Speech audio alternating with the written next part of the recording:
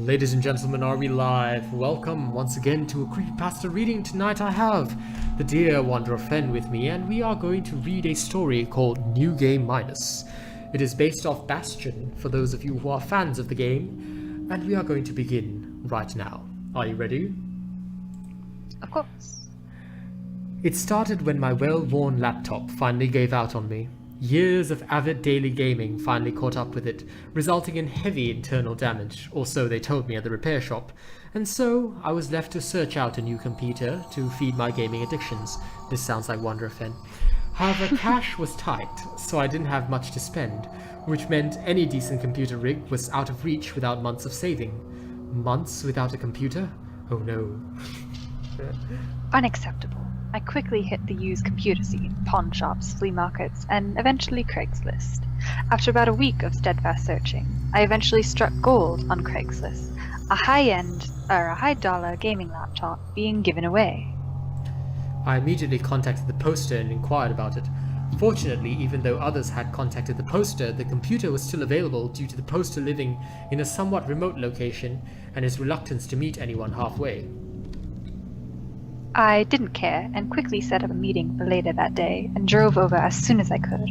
Arriving at the location, I had to agree with the others who contacted the poster. It took me hours to arrive and was located on the very edge of town.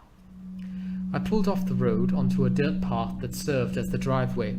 The house itself seemed to be a part of a farm, although looking around it, it seemed the field had not been taken care of in years, heavily overgrown with grass and weeds.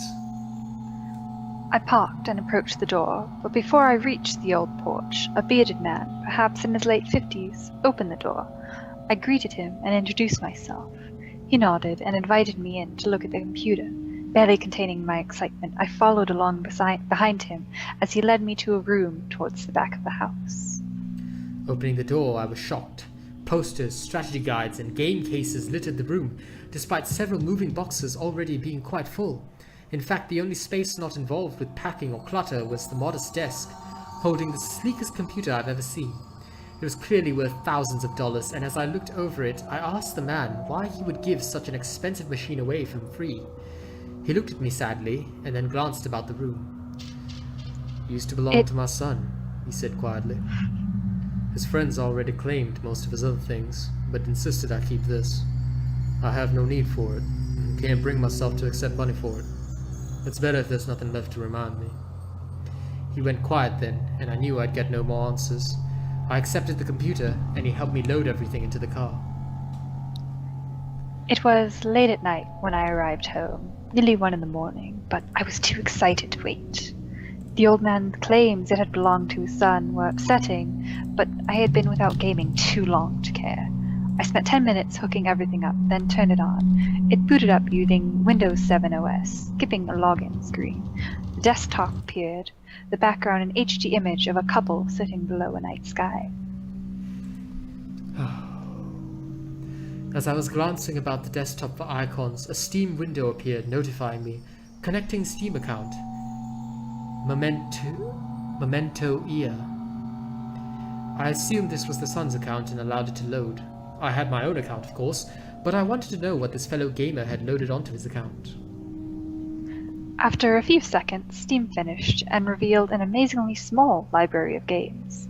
In fact, only one game was even installed, Bastion. I was admittedly confused and checked the installed programs, but it was true. Only Bastion was installed. Not that I minded, I didn't expect to get free games along with the computer, but Bastion was one I loved, so I settled in for a bit to play. It loaded up normally, displaying the options of continue, new game plus, etc. I attempted to click continue, but after a few seconds of loading, an error appeared stating, "Cannot load game. Save file may have been deleted or corrupted." I shrugged and started a new game plus. The game started, but instead of Rux saying, "I'll see you in the next one," there was a quiet sobbing sound. When Rux began his standard narration, he sounded very tired, and his script seemed subtly altered. "Perhaps the story is supposed to start at the beginning.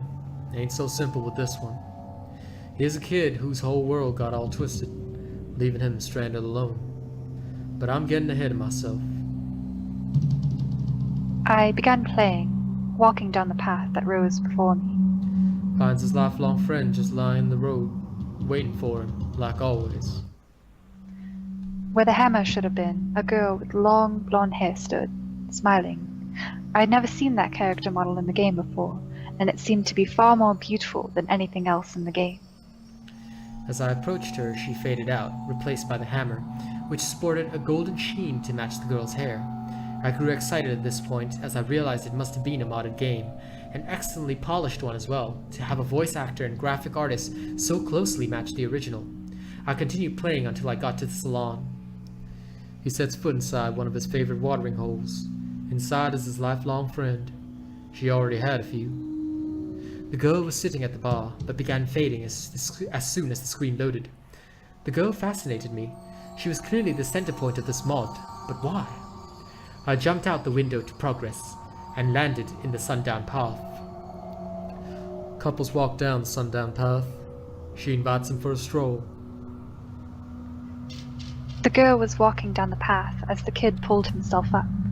I followed after, eventually reaching a sky bridge. I took it and flew into the air. I landed in an area I had never seen before, in a different style from the usual areas, solid ground as opposed to a patchwork of squares. It had a night sky full of stars and the moon hanging large in the sky. The girl was sitting on the grass, looking at the stars.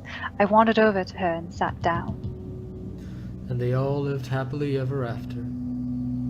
The screen slowly faded to black. I smiled. That was sort of a touching ending. Nah, just kidding. Red splashed across the screen, dark and wet. A female scream pierced my ears and I jumped in my chair. The screen faded in onto a street, the girl lying in the middle, with blood pooling around. The narrator picked up again, his voice now cruel and vicious. Take the lines in between the narrations. Finds his lifelong friend just lying in the road, waiting for him no longer. I walked over to the body and the scene changed again. It was a field, the kid standing in front of a headstone. He looked visibly depressed and tears flowed down his face. Proper story is supposed to start at the beginning. Ain't so simple with this one. His story starts with an ending. Goes to see what's left of his lifelong friend, cold and buried in the ground.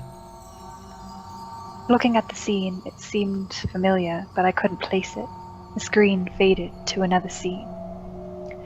It was a room, very dark, lit only by the glow of the screen.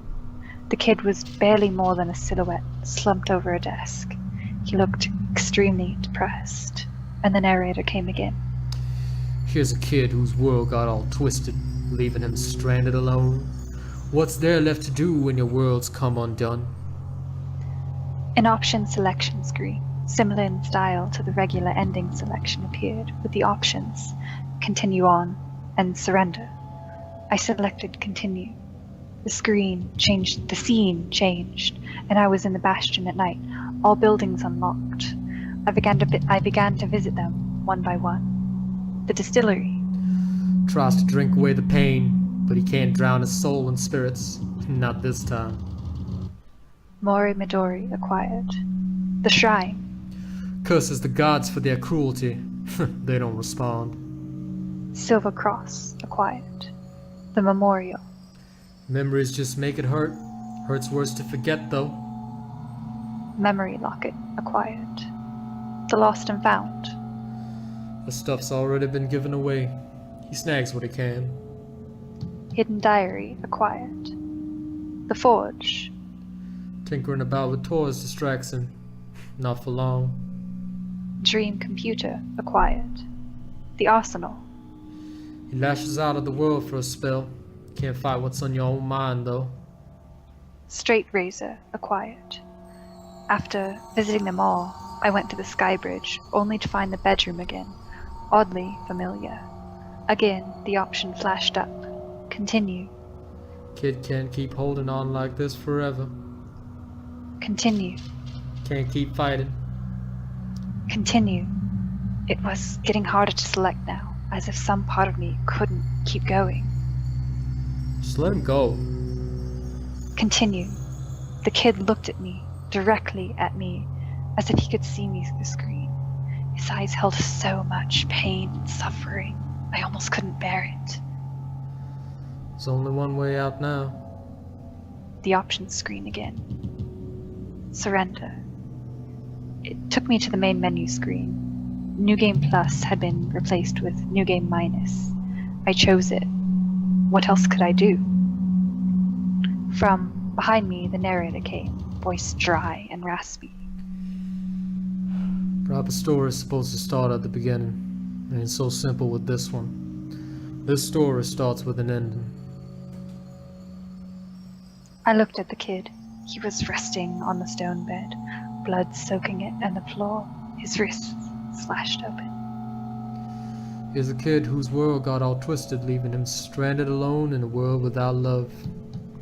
Lost the only one that mattered to him, so what else was there to do?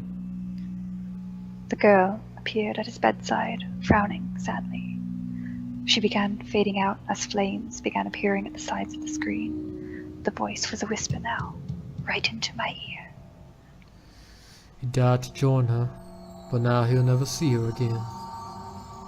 I turned around quickly to look behind me, but only the darkness in my room was there, and nothing more. I turned back to the monitor. Bastion had closed itself, as well as Steam.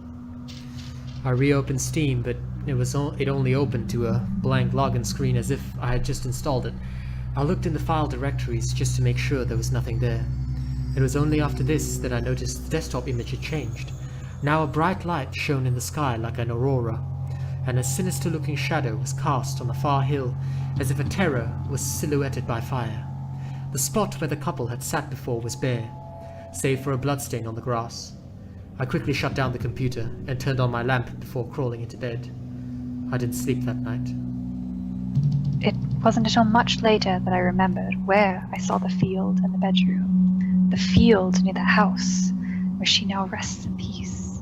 His bedroom, where he bled from slit wrists to see her again. Both taken by that cruel, unfeeling narrator of our lives and deaths.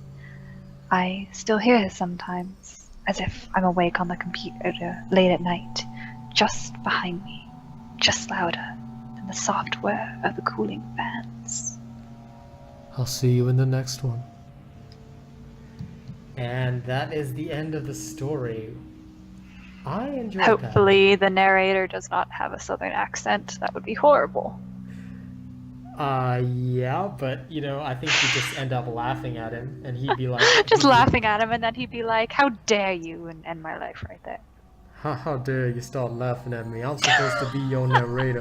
I'm supposed to tell you how to live your life. You laughing at my accent, I'm gonna kill you. No, the horror aspect isn't there with that narration. Apologies, friend. No problem. But thank you for enjoying this story, and we'll see you in the next one.